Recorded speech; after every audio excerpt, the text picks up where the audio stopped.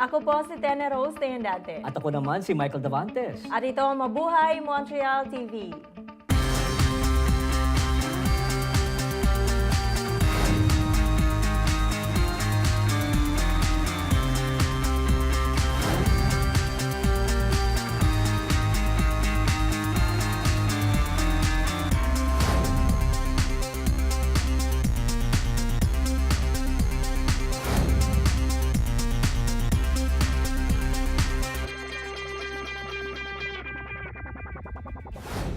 Kumusta po mga kababayan? Welcome po sa ating programa. Ngayong araw na ito ay pag-uusapan natin kung paano maiwasan ang immigration fraud at ito ay para sa ating mga kababayan na gusto mag-sponsor o nais makapunta dito sa Canada.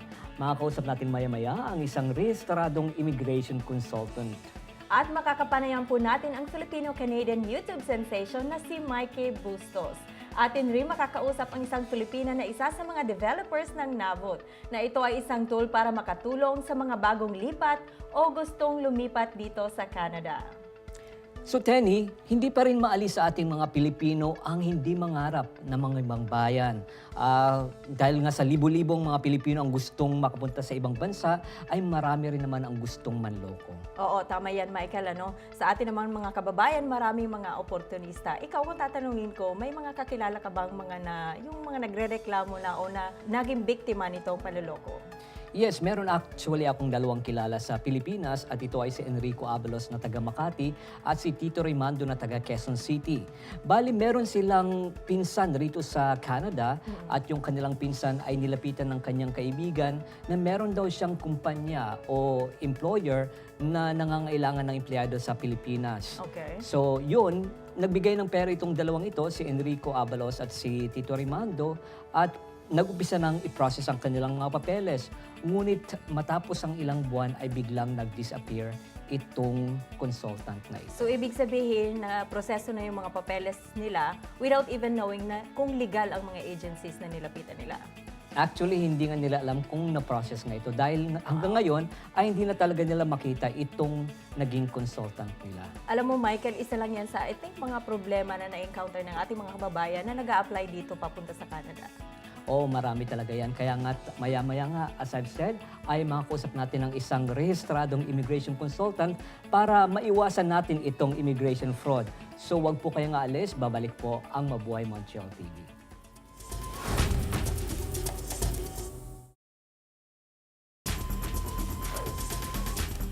Sa ilalim ng batas dito sa Canada, tanging ang otorisadong immigration representative ang pwedeng maningil ng bayad para tulungan ang isang nag-a-apply ng Canadian visa.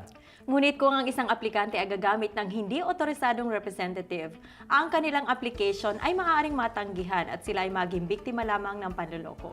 So ngayon po ay meron po tayong bisita na isang lisensyadong immigration consultant at siya ay si Marjorie Quintos. Kumusta, Marjorie? Mabuti naman, Michael and Tenny. Salamat po sa pag-imbita po sa akin dito.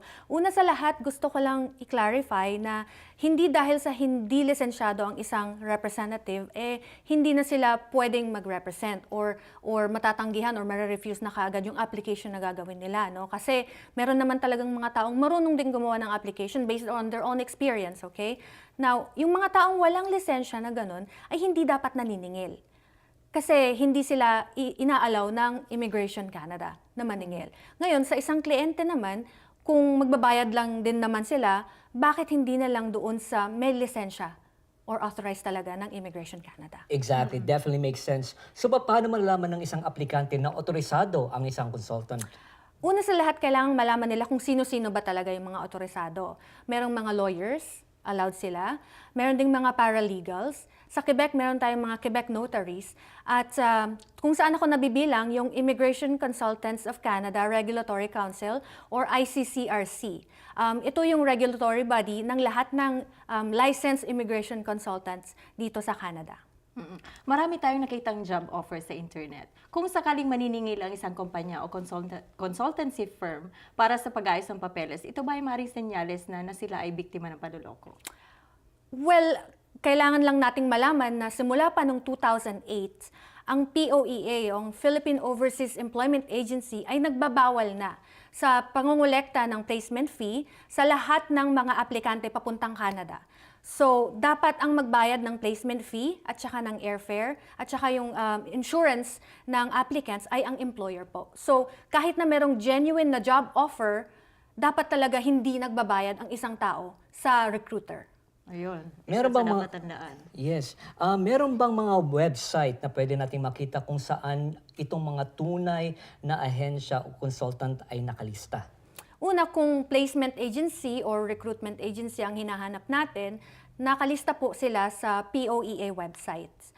Ngayon naman, kung immigration consultants naman ang hanap natin, nakalista po silang lahat sa Citizenship and Immigration Canada websites, sa cic.gc.ca.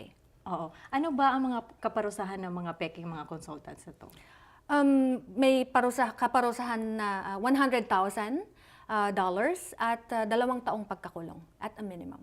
Matanong kita, kung sakasakali man na may complaint ka sa iyong consultant, kasi hindi question na otorisado yung ahensya o agency mo, ay magiging maayos na lahat ng iyong application na your application, pag-apply mo sa iyong application visa, kagaya ng nangyari dun sa mag-asawa sa Vancouver, kung saan they are now facing deportation dahil sa false information na sinulat ang kanilang consultant.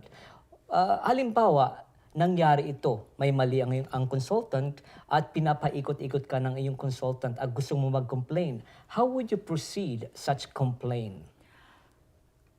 Ang sinasabi natin kapag nag-out there na, pag nag-out na, pag napag-usapan na, masosolve na ang kaso.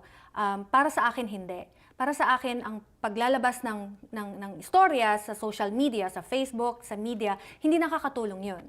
Okay? Hindi porket pinag-uusapan na, masosolve na yung case. Okay? Dapat kukontakin ng kliyente yung regulatory body na nakakasakop doon sa consultant. So kung lawyer, merong bar association. Kung immigration consultant naman, sa ICCRC. So dapat doon sila kumontak kasi yung regulator, yung nagli-litigate at saka nag-investigate, and then they make sure na yung client, kapag napatunayang nagkamali talaga yung consultant, ay covered yung client ng errors and omissions insurance ng representative. Oo, tama yun, Marjorie and Michael. Kasi alam mo, pag talagang sa social network yun, social media, lalong lumalala ang problema. It's like case-to-case basis. Hindi mo pwedeng sabihin na na-experience yan ng isang kaibigan mo, pareho ng i-advise mo dun sa isang kaibigan mo. Anyway, ano ba ang mga papeles o dokumento na pwedeng i-back up kung sakalin sila ay mag-complain? Siyempre, yung immigration consulting service agreement nila, ano ba yung nakasaad doon? Ano ba yung hindi nasunod ng consultants? Okay?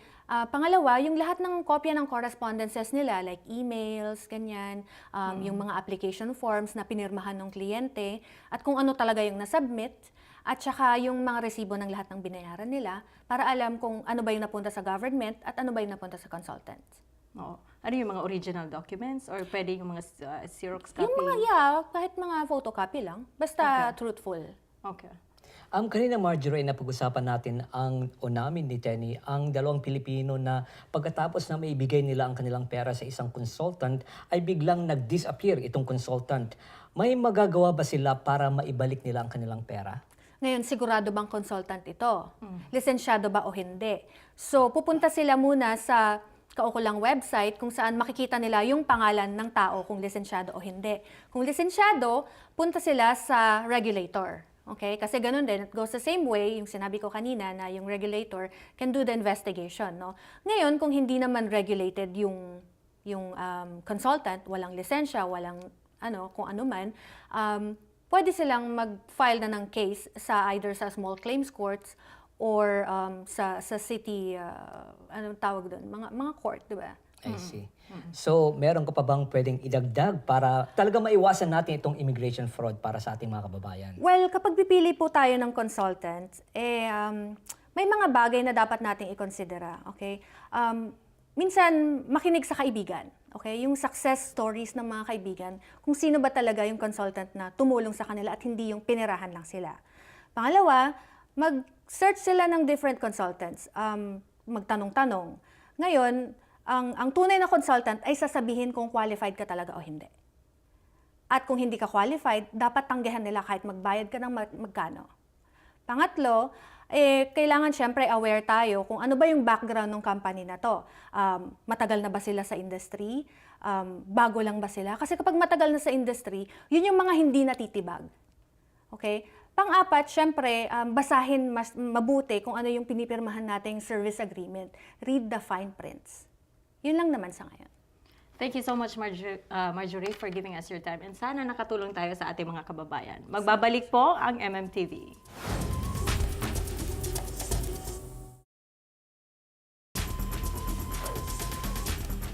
Welcome back sa MMTV.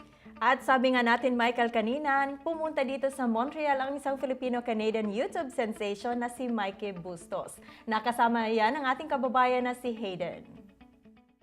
I have a dream that one day Filipinos everywhere will take over the world. But in order for that to happen, we must remember the Filipino way.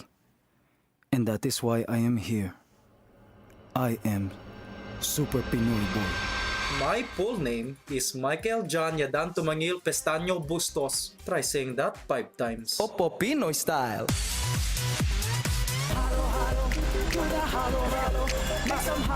I got my balikbayan box. So pull up imported products. Daily styles, I don't know what it is. Hey everyone, I'm Hayden Whiting, and I'm sitting here with Micky Bustos. How you doing, Mikey? I'm doing okay. Yeah, bienvenue à Montréal. Oh, merci beaucoup. You're originally from Toronto, but you I am actually orig- lived in Montreal for a while. That's correct. I was born and raised in Toronto, but I did move here in 2007 and spent 3 years here, and it just was totally amazing. Love being back here in Montreal. You're known for being like a multidisciplinary artist.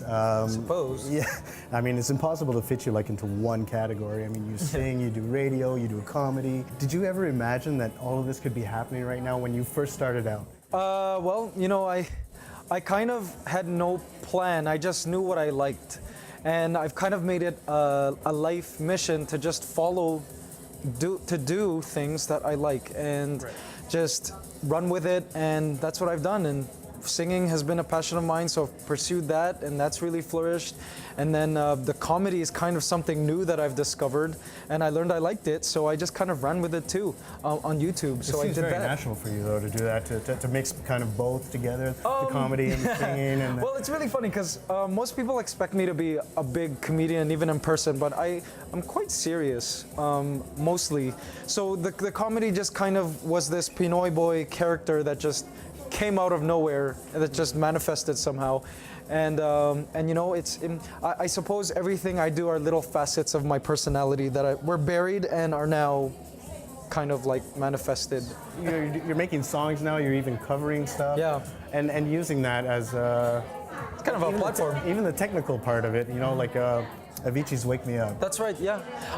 Yeah, that was a kind of a cool thing. I mean, most people knew me because of YouTube as just a comedian. And so when the Avicii video, the a cappella video I did, went viral and it made it to the Today Show and Good Morning America, that to me was a relief because it kind of was my first introduction to the world, besides Canadians, of course, that I'm a singer too. So wake me up when it's all over, when I'm wiser and I'm older. Oh, this time I was finding myself and I didn't know I was lost. How did expanding your career to the Philippines come about? I think it wasn't until the YouTube thing just kind of blew up that I ended up in the Philippines, and URC, a company of a snack brand called Chicharon y Mangjuan, flew me to the Philippines to shoot some commercials, which then kind of spiraled into a TV career there. I was signed by GMA TV network in the Philippines, and it's just really spiraled into so many different ways to entertain people, and it's just, I'm kind of living a dream there. It's really fantastic. Now, spending so much time working and living in the Philippines, have there ever been moments where you're reminded of your Canadian roots? And has this ever made you feel maybe a little bit on the outside, or have you taken advantage of that, Well, in fact, and it's helped you out? I feel really blessed because I'm in a unique situation where here I grew up. raised in the Filipino culture, but in Canada, so I could see the minute differences in Canadian culture that are different to Filipino culture. And then when I moved to Philippines, it was swapped.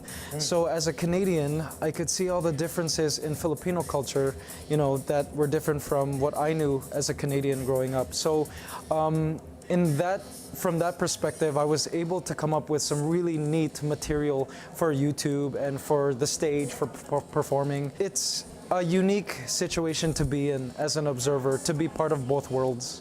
So this tour is called the Balikbayan Box Tour. I think this show is one of my most interactive shows that I've ever done.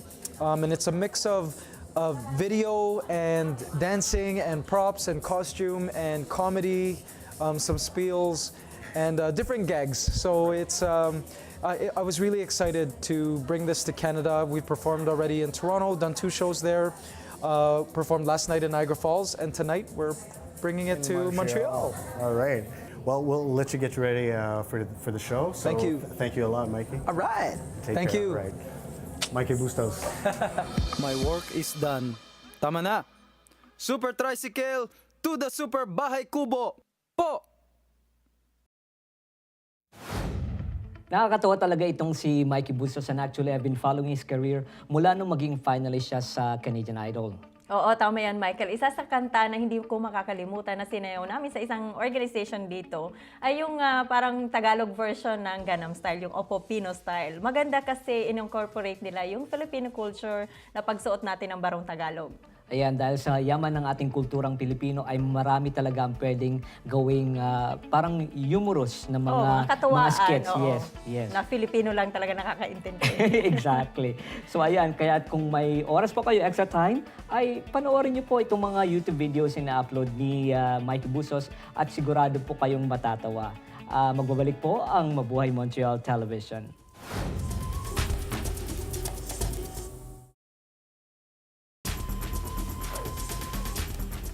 Nagbabalik po ang MMTV.